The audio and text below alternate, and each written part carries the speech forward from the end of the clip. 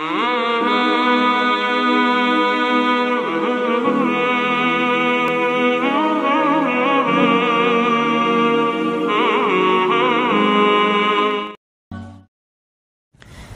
teman-teman buka surat As-Saffat surat 37. Surat As-Saffat surat 37 ayat 51.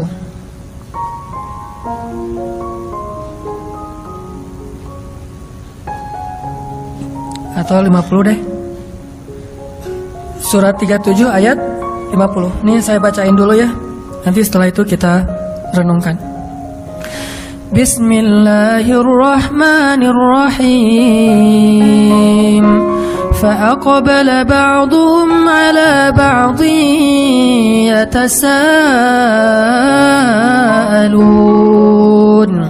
قال قائل منهم إني كان لي قرين يقول أئنك لمن المصدقين أإذا متنا وكنا ترابا وعظاما أئنا لمدينون قال هل أنتم مطلعون فاطلع فرآه في سواء الجحيم قال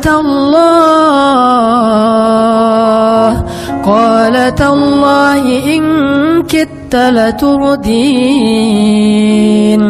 ولولا نعمة ربي لكنت من المحضرين أفما نحن بميتين إلا موتتنا الأولى وما نحن بمعذبين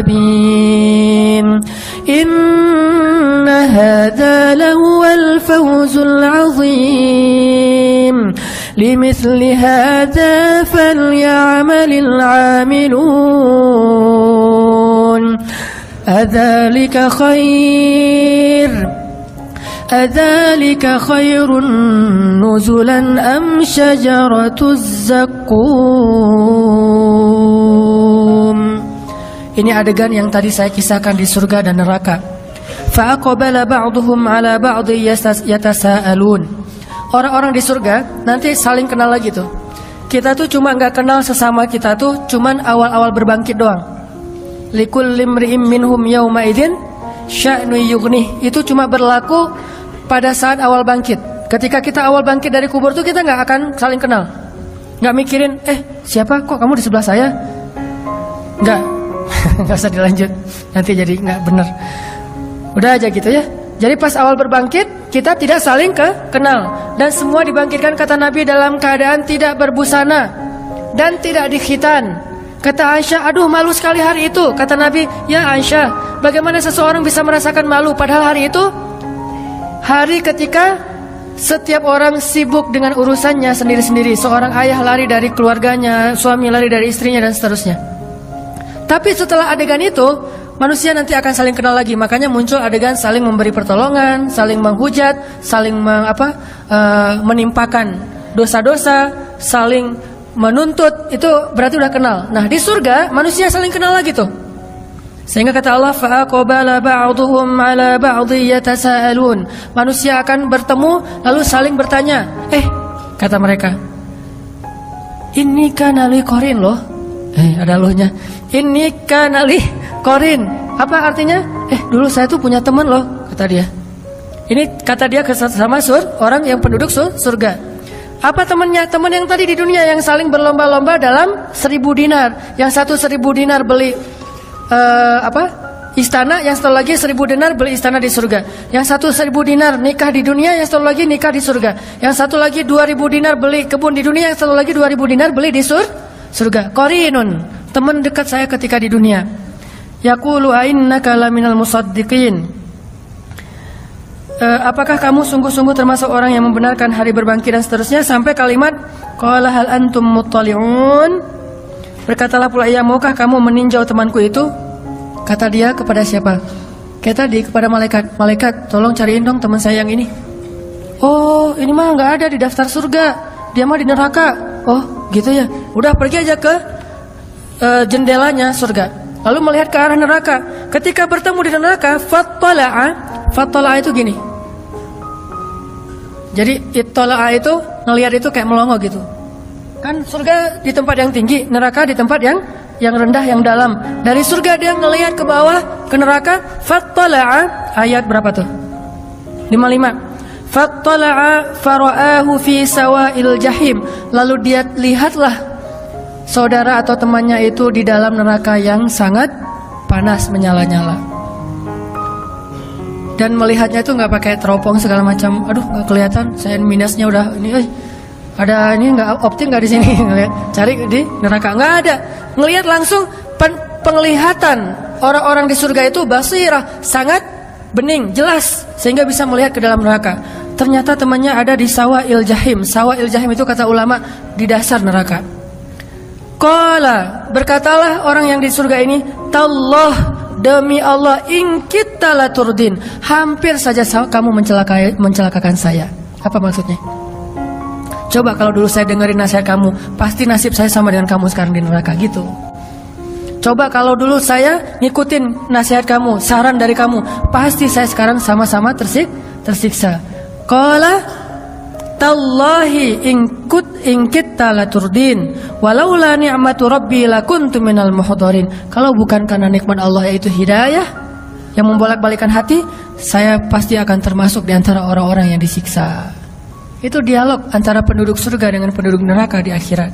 Makanya dialog ini harus jadi motivasi kita, bukan menuduh orang neraka, enggak. Ada teman kita yang belum hijrah, ntar kita dialog ya. Enggak usah gitu, itu mah sombong ya. Baru ngelihat teman kita yang misalnya masih mabuk gitu ya, ntar kita dialog ya, aku mah di atas, kamu di bawah. Maksud lo apa? Kamu di neraka, saya di surga. Nanti lihat kita, lo baca aja di surat As-Saffat. Saya yang akan ngomong kayak gitu ke kamu. Nggak boleh kayak gitu. No judgment ya, nggak boleh menghakimi orang lain. Cuman ini bukan untuk menghakimi orang lain, tapi untuk memotivasi diri kita. Beda ya, bukan untuk menghakimi orang lain, tapi untuk memotivasi diri kita. Karena bisa jadi orang yang tadi kita hakimi ternyata sama-sama di surga. Kita sama-sama di surga, kata dia. Nggak ada dialog yang seperti kamu gambarin. Oh gitu ya, nggak jadi dialognya. Nggak jadi, soalnya saya udah hijrah juga misalnya. Dialognya jadi fa'aqbala ba'dhum ala ba'dhin yatasaalun. Dialognya tuh di ayat yang tadi pertama, saling sama-sama di surga. Kalau di Al-Waqiah, yatufu alaihim wildanun mukhalladun bi aqwabi wa abariqa wa ka'sim min ma'in la yusaddauna anha wa la yunzafun. Jadi nanti mereka lagi ngobrol gitu ya, terus lewat pelayan-pelayan anak muda yang mukhalladun, yang kekal, bawa ka'sin, gelas-gelas bening dari permata dan menuangkan khamar. Jadi kita minumnya di surga itu khamar, tapi khamar berkualitas tinggi, yang kalau di dunia mungkin tidak ada nilai yang sanggup membayar khamar itu. Satu tetesnya aja lebih mahal daripada dunia dan seisinya. Sedangkan khamar di dunia, kadang kita ada khamar yang di beberapa kafe itu satu gelasnya atau satu botolnya 5 juta. Saya pas ngelihat harganya, wah 5 juta, mending saya kredit motor nih.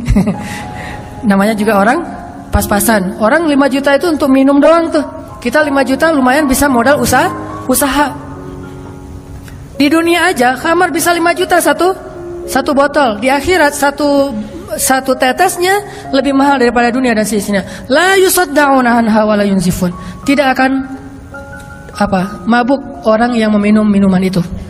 Minum sesukanya, lezatnya lebih lezat, tetapi tidak akan menghilangkan pikiran atau akal mereka.